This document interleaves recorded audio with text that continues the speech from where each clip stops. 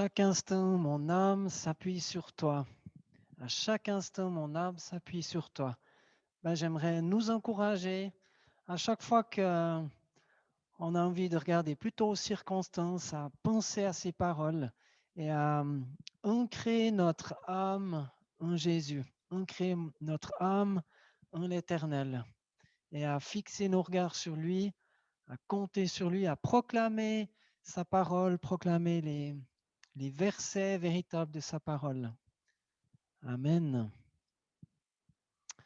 Voilà, c'est le temps pour les enfants maintenant de rejoindre leur groupe, de se connecter au lien que Marika a envoyé. Alors, ça doit apparaître normalement encore une fois pour vous dans le chat. Alors, n'hésitez pas à les cliquer pour vos enfants. C'est Emmanuel qui va nous apporter le message maintenant et je lui demande de venir me rejoindre. Seigneur, je prie vraiment pour Emmanuel et je prie que ta grâce coule sur elle pour que le message que tu as pour nous ce matin puisse être entendu, compris dans nos cœurs, dans nos tripes, au travers de ton Saint-Esprit. Amen.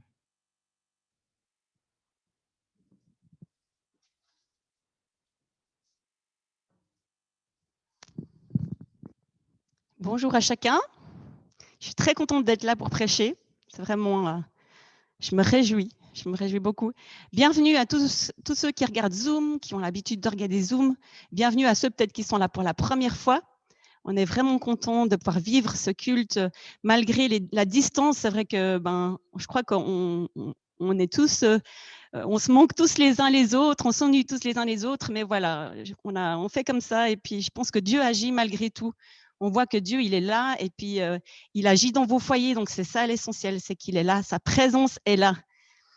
Alors voilà, s'il y en a qui s'endorment, n'hésitez pas à mettre des pouces au lieu des amen.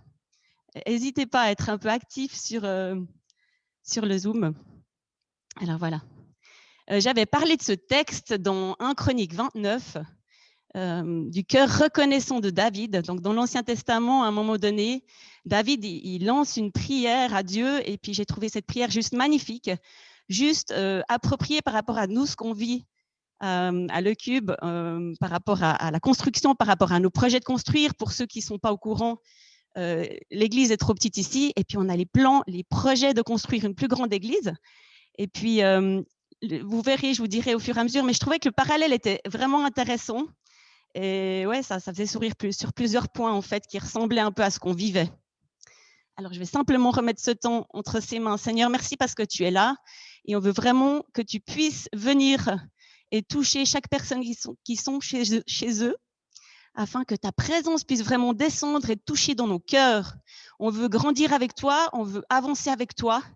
On veut que nos cœurs puissent te faire plaisir et on a besoin de toi, Seigneur. Alors Manon, rejoins chaque famille, rejoins chaque personne qui sont seules peut-être, qui vivent des difficultés. Merci parce que tu leur fais du bien maintenant et tu les rejoins. Amen. Alors, dans 1 Chronique, David, en fait, on voit dans Chronique, Dieu lui explique en fait un peu les plans pour reconstruire le temple.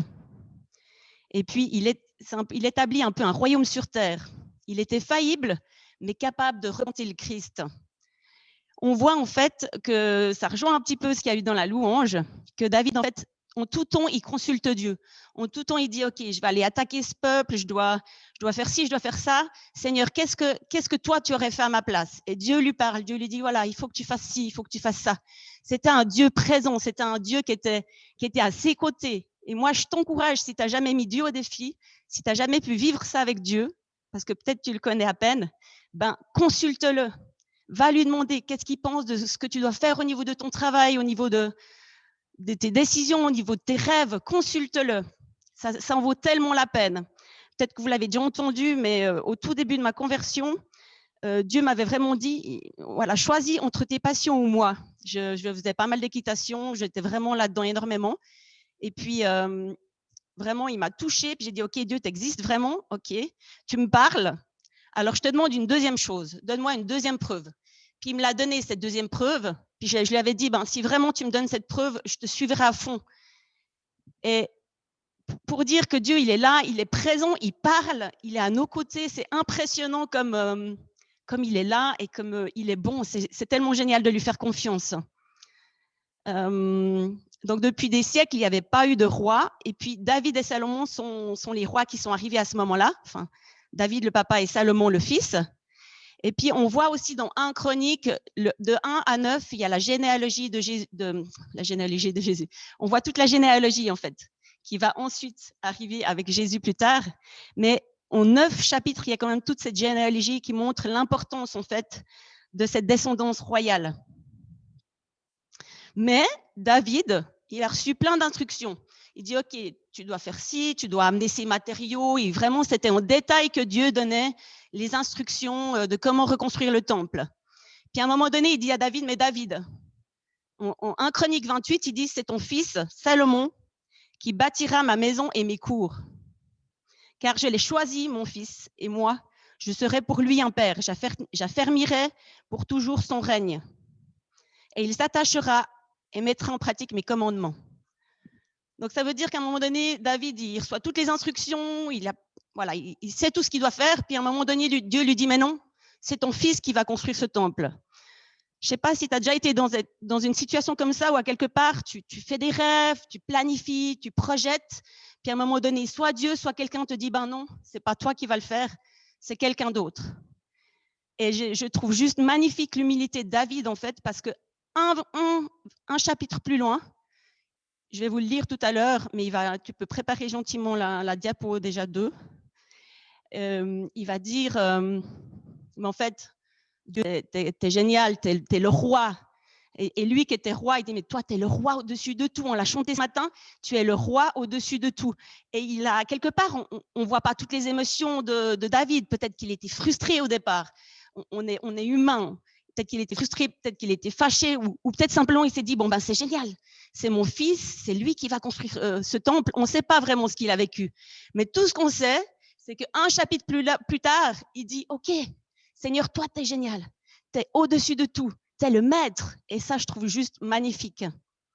Donc, on va lire justement ce passage qui est juste, moi, je le lis régulièrement. Ça fait déjà quelques temps. Il avait déjà été, parce que j'en avais parlé à Julien de ce texte qui m'avait touché. Puis, Julien en avait déjà apporté une fois à Pricom, aux soirées Pricom.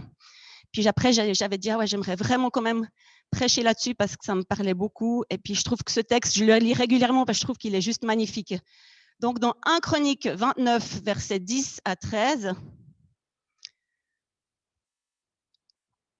David remercia le Seigneur en présence de toute l'assemblée. Merci à toi en tout temps, Seigneur. Dieu de nos ancêtres, Jacob, s'écria-t-il. C'est à toi, Seigneur, qu'appartient la grandeur, la puissance, la splendeur, l'éclat et la majesté. Oui, dans le ciel et sur la terre, tout appartient. Seigneur, car tu es le roi, souverain maître de tous les êtres. La richesse et la gloire viennent de toi qui domine sur toutes choses. Tu possèdes la force et la puissance. Tu détiens le pouvoir d'élever et de fortifier qui tu veux. C'est pourquoi, notre Dieu, nous te louons et nous proclamons ton nom merveilleux. Je trouve juste magnifique, alors qu'il est roi et il a cette humilité de dire, OK, mais Seigneur, tout appartient, quoi. Je ne construis pas ce temple, il va être construit, donc c'est ça l'essentiel. Probablement, il avait peut-être aussi d'autres visions, David. Dieu lui a dit, voilà, c'est pas ton moment, mais moi, je te donne d'autres choses à faire. Et c'est ça, je pense, l'essentiel, c'est quand on est devant Dieu, dire, OK, voilà, peut-être des fois dire, OK, je peux pas faire ça, mais tant pis. Je veux faire ce qui est ta volonté à toi. Donc, vraiment qu'on puisse, parfois, même dans les difficultés, même dans les doutes, qu'on se dit, mais comment ça se fait? J'ai l'impression de ne pas avancer, j'ai l'impression que c'est difficile, mais regarde à lui, regarde à Dieu, ça vaut tellement la peine. Ça vaut tellement la peine. L'autre jour, j'étais surfer, snowboarder, et puis il y avait énormément de poudre. Et puis, en plus, on voyait rien. Donc, à quelque part, tu surfes, mais tu dois faire confiance, en fait. Tu fais confiance que tout d'un coup, s'il y a un gros tas de neige, tu gicles à quelque part, mais tu es obligé d'y aller. Tu fais confiance. Et à un moment donné aussi, j'ai dû détacher le surf et j'ai dû me dire, OK, maintenant, bouge-toi. Tu peux pas rester là il y a 80 cm de poudre, et tu avances tranquillement dans la neige, difficilement. Et parfois, il faut se mettre en route. Parfois, si on est tétanisé, j'ai une amie qui me parlait aussi de quelque temps qu'elle était plus tétanisée en montagne, et tout d'un coup, elle n'arrive vraiment plus du tout à bouger. Elle est stagnée, elle fait plus rien, elle bouge pas. Et je t'invite à avancer sur ce chemin-là, à dire, OK, Dieu, c'est difficile dans ma vie peut-être, ou peut-être ça va bien, mais je veux avancer, je veux te faire confiance, je veux ouvrir ma bouche pour proclamer qui tu es. C'est important des fois, il y a des fois où on a des coups durs, puis Dieu a besoin, Dieu aime qu'on s'épanche, puis qu'on dise, OK, Dieu, c'est difficile, ça va pas. C'est important de le faire. Il y a des moments comme ça. Mais il y a d'autres moments où on va dire, OK, moi, j'ouvre ma bouche et je reconnais qui il est. Même si c'est dur, je reconnais qu'il est grand. Je reconnais qu'il est puissant, qu'il est majestueux, qu'il est au-dessus de tout, que tout lui appartient. Et je pense qu'en faisant comme ça, en fait, je ne veux pas dire que la bénédiction arrive, mais le fait de proclamer, le fait d'être dans sa présence, ça enlève en fait. C'est comme quand tu es dans moi je fais pas beaucoup de vélo, mais quand tu fais du vélo et que tu as la tête dans le guidon, tu vois pas grand chose en fait. Il faut vraiment regarder au loin. Et quand tu regardes trop à tes difficultés, c'est important de juste regarder à sa grandeur, à qui il est. Il est juste merveilleux, c'est un Dieu tout-puissant. Et on a cette chance-là de connaître ce roi des rois qui transforme, qui change les vies. Fais-lui confiance, ça vaut la peine. C'est vrai qu'en Zoom, pour vous dire que c'est juste génial que Dieu, il est là. En fait, en décembre, il y avait un culte couleur jaune. Et puis, juste avant le culte, Dieu, il me donne à cœur la parole. J'ai juste ce mot, la parole. Puis tout d'un coup, on commence le Zoom, puis vraiment, tout était centré sur la parole, sur le message. J'étais là, mais c'est génial. En fait, Dieu, il nous parle pour qu'on puisse être encore plus bouillant. Moi, pendant la louange ce matin-là, j'étais là, mais yes, t'es trop génial, Seigneur, tu nous parles tous les jours. T'es bon, et ça m'a aidé à encore plus le louer. J'ai envie de vous dire, mais soyez sensibles à sa voix. C'est tellement génial. Mettez-le au défi. Ça vaut la peine. C'est tellement bon, et puis ça nous permet de grandir, ça nous permet de nous accrocher à lui. C'est vrai que dans la situation où on vit à l'heure actuelle, c'est pas toujours évident. Moi, j'ai choisi de pas trop écouter tout ce que les médias, etc. disaient, parce que moi, voilà, dès que j'écoute un truc, je crois que c'était anxiogène, puis je dis non, moi, je fais confiance à Dieu. De toute façon, au boulot, partout, on en parle, donc de toute façon, tu es au courant de tout. Donc moi, j'ai choisi de vraiment dire, OK, Seigneur, moi, je veux continuer d'avancer, je veux continuer d'avoir des projets avec toi, même si c'est difficile, même si c'est dur. J'ai envie de continuer de pas juste parler tout le temps de ce Covid qui devient des fois un peu gonflant, mais de continuer à vivre et de continuer à rêver avec lui. Et puis pour le projet construction, j'ai envie de vous dire, mais faites confiance aussi. Là, dans ce texte, David et Salomon recevaient des choses de Dieu, recevaient des textes de Dieu, et on va le voir plus tard, mais ils faisaient confiance en fait. Ils faisaient confiance, le peuple les suivait, puis disait, on fait confiance. Et j'ai envie de vous dire, les anciens et les pasteurs m'ont pas dit prêche là-dessus, hein. C'est vraiment moi qui avais à cœur de prêcher là-dessus. J'ai envie de vous dire, faites confiance. C'est important. Les leaders prennent du temps ces derniers temps pour prier pour la construction. Et c'est ça qu'on devrait faire. J'ai envie de vous dire, mais allons-y en étant unis dans ce projet. En fait, ce projet bâtiment, c'est pour le louer, c'est pour avoir du temps avec lui, c'est pour que plusieurs puissent connaître son nom, c'est pour qu'on puisse louer des salles, pour que des non-chrétiens puissent venir. C'est juste génial ce projet. Alors peut-être maintenant, c'est un peu difficile de s'imaginer, parce qu'avec ce Covid qu'on vit, mais ça ne va pas être éternellement comme ça. Donc, on va pouvoir revivre des temps ensemble. Donc, continuons à vraiment aller ensemble dans ce projet. On va passer à la diapo 4. Juste après, en fait, donc ce moment où David vraiment reconnaît la royauté de Dieu, etc. Donc, ils n'ont pas encore construit le temple. Hein. Ils ont amené les matériaux, ils sont prêts, là, ils sont fin prêts, ils sont au taquet. Mais avant de commencer, là, ils louent Dieu. Avant de commencer, ils choisissent de mettre en premier Dieu. Et puis, ce bout-là aussi est juste magnifique. David dit ensuite à toute l'assemblée, remerciez le Seigneur, votre Dieu. Tous remercièrent donc le Seigneur, Dieu de leurs ancêtres. Ils s'agenouillèrent et s'inclinèrent jusqu'à terre pour rendre hommage au Seigneur et au roi. Alors, j'ai cherché quelques photos sur Internet des chrétiens qui sont à genoux. Malheureusement, il n'y en a pas beaucoup. Il y a plus de musulmans qui sont à genoux que des chrétiens. Et j'avais juste envie je relis juste, remercier le Seigneur votre Dieu. Tous remercièrent donc ensemble le Seigneur. Ils s'agenouillèrent et s'inclinèrent jusqu'à terre pour rendre hommage au Seigneur et au roi. Après que David ait dit cette prière, hein, ils ont passé à dire, OK, maintenant tous ensemble, avant de construire, on se met à genoux, on prie, puis on dit, t'es le roi des rois. Alors, j'ai juste envie de vous inviter, ceux qui désirent, hein, on va mettre le chant. On va gentiment mettre le chant. Et puis, je vous invite à soit couper la caméra, mais de peut-être faire ce geste-là, de s'agenouiller et puis de dire, OK, toi, tu es le roi des rois.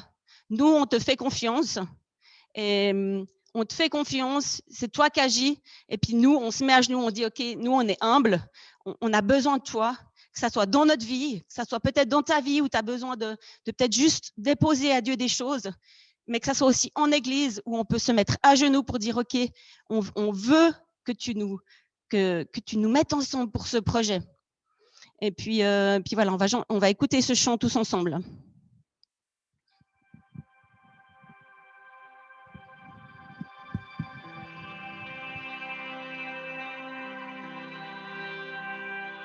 Quand je sonde l'univers,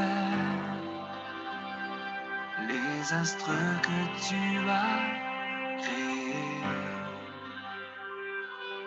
les océans, les mers, tout me révèle ta majesté. Alors mon âme veut s'écrier de tout mon cœur, je veux chanter. Oh Dieu, tu es infiniment grand, éternel puissant, roi majestueux.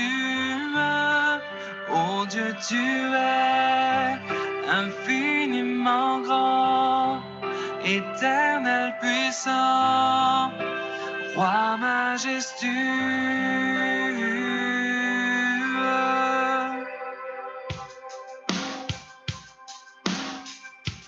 Quand je songe que tu m'as fait, que tu t'es révélé à moi, que pour moi tu as tout créé, tout me révèle ta bonté. Alors mon âme peut s'écrier de tout mon cœur, je veux chanter. Alors mon âme peut s'écrier de tout mon cœur, je veux chanter. Oh Dieu, tu es infiniment grand, éternel puissant, roi majestueux. Oh Dieu, tu es infiniment grand, éternel puissant, roi majestueux. Oh Dieu, tu es infiniment grand, éternel puissant, roi majestueux. Oh Dieu, tu es infiniment grand, éternel puissant, roi majestueux.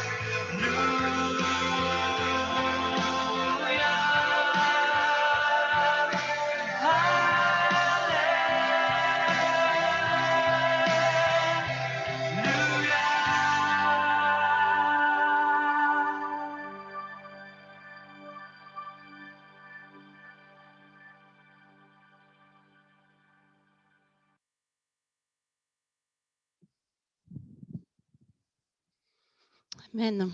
Il est le roi des rois, au-dessus de toutes nos situations. Et malgré tout, il nous a créés. Comme c'est dit cette chanson, il t'a créé. Il sait pourquoi il t'a créé. Et malgré le grand roi des rois, il a choisi de te créer. Et comme on dit, quand c'est dit dans la Bible, il sait le nombre de cheveux que tu as sur la tête. Tu es tellement précieux pour lui, en fait. Tu es tellement précieux pour lui qu'il a envie de cette relation avec toi, qu'il te cherche et qu'il a envie que tu puisses juste le laisser prendre toute la place dans ta vie. On arrive au point numéro 2, donner avec un cœur droit et avec joie. Je vais lire la suite. Tu peux mettre, s'il te plaît, Samuel, la diapo 7. Avoir un cœur droit et avec joie, c'est ce qu'ils ont choisi de faire. Donc, en 1 Chronique 29, versets 14 à 19, « Je ne suis rien, mon peuple n'est rien. Ce n'est pas par nous-mêmes que nous avons le pouvoir de t'offrir ces dons. Nous avons tout reçu de toi et nous ne pouvons t'offrir que ce qui vient de toi. Devant toi, nous n'avons pas plus de droits que des étrangers ou des hôtes de passage, comme tous nos ancêtres. Notre vie sur terre est aussi éphémère qu'une ombre. S'écoule sans sécurité. Seigneur notre Dieu, nous avons accumulé des quantités de matériaux pour te construire le temple où nous irons t'adorer, toi le vrai Dieu. Or, tout cela vient de toi. Tout t'appartient. Mon Dieu, je sais que tu examines nos pensées secrètes et que tu apprécies la droiture. Eh bien, c'est d'un cœur droit que j'ai offert volontairement mes richesses et aujourd'hui, j'ai vu ton peuple ici rassemblé faire de même avec joie. Eh bien, c'est d'un cœur droit que j'ai offert volontairement mes richesses et aujourd'hui, j'ai vu ton peuple ici rassemblé faire de même avec joie. Seigneur Dieu de nos ancêtres, d'Abraham, Isaac et Jacob, permets que ton peuple conserve toujours les mêmes dispositions d'esprit, que ses pensées soient fermement tournées vers toi. Et accorde à mon fils Salomon un cœur entièrement disposé à faire tes commandements. J'ai un peu raccourci, mais... Donner avec un cœur droit, cela signifie de donner parce que tu le fais de bon cœur. Tu choisis de le faire de tout ton cœur. Cette femme dans la Bible qui est arrivée avec ces quelques pièces et puis qui a donné dans le temple discrètement ces quelques pièces. Et Jésus a dit, t'as vu cette femme, cette veuve, en fait, elle a donné tout ce qu'elle avait. Mais elle l'a fait avec joie et elle l'a fait en disant, Seigneur, je te fais confiance. À quelque part, je te donne tout, mais je te fais confiance pour le reste, pour manger tous les jours. Aussi cette femme qui avait aussi donné tout ce qu'elle avait à Élie, elle avait dit mais j'ai plus que cette farine, j'ai plus que ce lait, j'ai plus grand chose. Mais le prophète lui avait dit vas-y, fais confiance, donne, puis tu verras, Dieu va pourvoir. Puis Dieu avait pourvu. Il remplissait jour après jour tout ce qu'elle avait besoin. Que chacun donne comme il l'a décidé dans son cœur, sans regret ni contrainte. Que chacun donne comme il l'a décidé dans son cœur, sans regret ni contrainte, car Dieu aime celui qui donne avec joie. 2 Corinthiens 9, verset 7. Nous, c'est vrai qu'avec mon mari, on a choisi de donner la dîme, donc 10%, puis de bénir encore d'autres fois. Régulièrement, on se dit, ben, Seigneur, qu'est-ce que tu veux qu'on donne, etc. Et c'est pas juste pour dire, voilà, nous, on donne, etc. Mais chacun fait comme il le ressent. Et ce qu'il faut faire surtout, c'est avec joie. Parce que si tu te dis, ah ben tiens, pendant une année, j'ai donné tout ça, nous, on a choisi de donner à l'église, puis un peu plus, enfin, les moments où on dit, OK, on donne plus, on donne à d'autres missions, où on parraine aussi un enfant à compassion. C'est pas de dire, ah ben tiens, j'ai donné, je sais pas moi, 10 000 francs ou 5 000 francs ou 200 francs. C'est pas de dire, ah ben tiens, je me serais bien acheté, je sais pas moi, le nouvel iPod. Mais c'est plutôt de dire, OK, Seigneur, voilà, je te le donne. C'est à toi, en fait. Comme on a lu tout à l'heure, en fait, tout te revient. Tout vient de toi. Si on a un travail, si on a la chance d'avoir de l'argent, c'est vrai que probablement, il y en a plusieurs peut-être qui ont des soucis financiers, mais à quelque part, c'est de faire confiance, malgré tout. Nous, pendant qu'on était à l'école biblique, quand les deux, on s'est formés, l'été, on travaillait en Suisse et puis on allait au Canada, donc il fallait quand même qu'on paye notre billet, il fallait qu'on paye notre vie là-bas. C'est vrai que la vie était moins chère là-bas. Mais l'écolage de l'école biblique, qu'on suivait les deux, elle était quand même presque aussi chère qu'une écolage en Suisse. Elle n'était pas donnée. Enfin, voilà, pour le Québec, elle n'était pas donnée. Et puis, on faisait confiance. Puis chaque fois qu'on revenait, ben, tout d'un coup, une année, il a grêlé. Et puis, ben, Nathanaël, il a pu bosser en assurance et puis pouvoir donner de l'argent à ceux qui avaient été endommagés, que leur voiture était endommagée. Puis vraiment, chaque fois, on faisait confiance, puis il nous donnait. Puis on se disait, bon, qu'est-ce qu'on fait quand on était à l'école biblique, on était là, est-ce qu'on donne quand même la dîme? Puis on était là, oui, on donne la dîme, on continue, et on a vu que Dieu a béni. En fait, quand on donne avec joie, Dieu bénit. Et là, ce qu'ils ont décidé de faire, en fait, David, il a donné, il a dit, j'amène mes biens matériaux. Il a amené, on ne sait pas ce qu'il a amené, hein, on ne sait pas s'il a tout donné, on sait pas, c'est pas vraiment dit. Mais il a amené, puis ensuite il a dit, le peuple a choisi aussi d'amener ce qu'ils avaient. Et moi, je vous ai amené des bonbons, voilà, parce que moi, j'aime bien les bonbons. Et puis je me suis dit, qu'est-ce qu'on pourrait faire comme symbole qu'on amène, entre guillemets, dans le temple de Dieu. Donc j'ai envie de vous dire, mais qu'est-ce que tu as envie de donner un peu plus ce matin? Peut-être de te dire, je vais peut-être acheter un peu moins de bonbons, puis donner ce qui aurait servi pour les bonbons à l'église. Qu'est-ce que tu amènes? Qu'est-ce qu'on peut amener tous ensemble pour que ce temple puisse être construit? Et avec joie. J'ai envie de te dire, si tu n'as pas la paix, mais donne pas. Donne vraiment avec un cœur droit et avec joie. C'est ça qui était beau en fait dans ce temps, dans ce contexte. Là, c'est vrai que tout n'est pas dit dans la Bible, mais là, on voit que le peuple, il était partant, il était go. Allons-y, on va ensemble faire ce projet pour louer Dieu et pour pouvoir avoir ce temple pour l'adorer et le louer. Donc, faisons confiance aussi. Ça me fait un peu parler à me dire, peut-être nous, en tant que leader, en tant qu'anciens de l'Église, remettons-nous en question, de dire, qu'est-ce que tu veux peut-être qu'on redonne ou qu'on fasse pour le temple, et pour ensuite que l'Église aussi puisse suivre et qu'on continue à avoir ce projet vraiment, malgré que tout est un peu freiné, qu'on puisse continuer à avancer ensemble dans ce projet.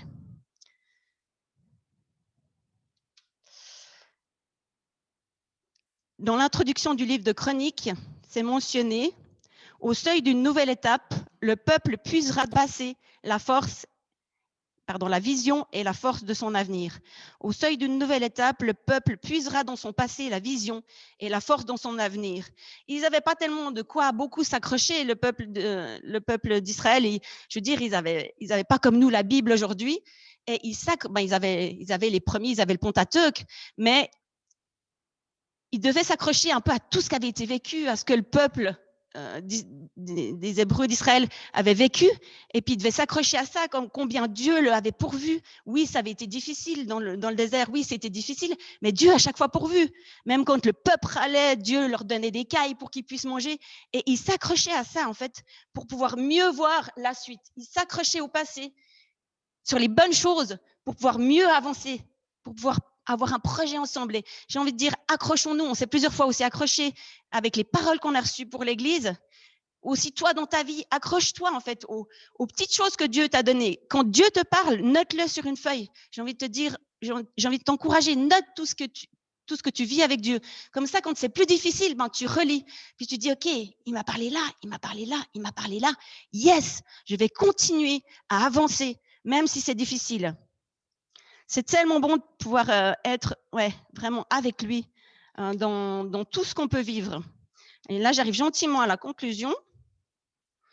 Voilà, malgré nos tempêtes, nos échecs, qu'on puisse vraiment lui laisser toute la place, qu'on puisse vraiment lui dire, mais toi, tu es le roi des rois. Alors que David et Salomon étaient des rois, ils disaient chaque fois, mais toi, tu es le roi des rois, tu es au-dessus de tout, et on a envie de te laisser toute la place. Ça, c'est un peu mon point numéro 1. Que je conclue. Laisse-lui toute la place. Dans quel domaine dois-tu laisser encore plus de place? Quel domaine dans ta vie t'empêche d'avancer à ses côtés? Comment est ton cœur? Est-ce que ton cœur est droit et joyeux quand tu donnes? Comment est ton cœur? Quelles sont tes pensées ou des choses encore dans ton cœur que tu pourrais remettre entre ses mains? Dans le texte aussi de Chroniques, on voit pas beaucoup le péché en fait qu'elle a.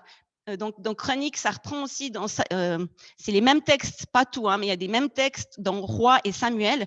Par contre, dans Chroniques, il n'y a pas tellement sur le péché. Dieu parle pas tellement sur le péché. C'est un peu comme le fait que Dieu, en fait, il pardonne. Il a pardonné son peuple. Et peut-être que tu as encore des choses sur ton cœur que tu dois demander pardon et il va te pardonner. Il est tout puissant, même si à quelque part, même si des fois, tu n'as pas l'impression d'avancer, il te pardonne. Et j'ai envie de dire, mais note peut-être le papier que tu as à la maison là, note peut-être à l'arrière. Qu'est-ce que tu aimerais avancer pour que pour que peut-être Dieu peut encore plus te libérer et te donner une joie. Parce que Dieu, il donne une joie, en fait, une joie incroyable que personne ne peut avoir, que n'importe quoi, tu peux t'acheter n'importe quoi. C'est une joie éphémère, mais la joie que Dieu donne, en fait, c'est une joie juste, enfin, qui est indescriptible. Et j'ai envie de te dire, mais voilà, fais-lui confiance. Et en fait, cette joie-là, il va pouvoir, plus tu es délivré, plus tu peux avancer petit à petit avec lui. Et on est tous en chemin. On est tous en chemin pour pouvoir être vraiment dans les plans de Dieu et pouvoir avancer, en fait. Je crois qu'on avance et puis parfois on avance, parfois on recule, mais on a juste besoin de lui et de toujours regarder à lui. Alors je vais juste prier pour finir. Seigneur, merci parce que tu vois chacun là où on en est, là où peut-être tu as touché nos cœurs ce matin. Merci parce qu'on ne veut pas juste laisser ça dans un coin, mais on veut avancer avec toi. Je crois qu'on a tous besoin de toi pour que tu prennes déjà, toute la place. Et en deuxième, pour que nos finances qu'on puisse pas être enchaînés et dans nos finances, mais qu'on puisse être libérés dans nos finances et qu'on puisse dépendre de toi, que ça soit pour donner à l'église ou donner à d'autres personnes. On a besoin de juste être touchés par toi. Et ouais, vraiment, on a besoin d'être touchés par toi afin que tu puisses vraiment bénir un maximum de personnes, spécialement dans ces temps difficiles où peut-être il y a des foyers qui vivent des choses difficiles, qui ont peut-être moins de revenus financiers. Je te prie de pourvoir à leurs besoins aussi. Merci parce que tu vois leurs actes, tu vois leur foi, et je te prie de pourvoir à leurs besoins aussi, Seigneur, là où est chacun, Seigneur. Seigneur, je te prie de bénir chaque famille, chaque couple, chaque foyer, afin que tu puisses bénir cette semaine qui vient devant et que tu puisses nous transformer pour qu'on puisse avoir toujours plus comme David, avoir un cœur comme toi, un cœur qui te ressemble, un cœur qui te fait plaisir, un cœur droit dans tout ce qu'on fait, Seigneur. Sois béni, prends la place qui te revient, Seigneur, et bénis vraiment. Je te prie pour une onction particulière maintenant dans chaque famille, une touche de toi dans chaque famille, afin que ta présence puisse donner la force et le courage à tous ceux peut-être qui passent par des temps plus difficiles. Amen. Soyez bénis.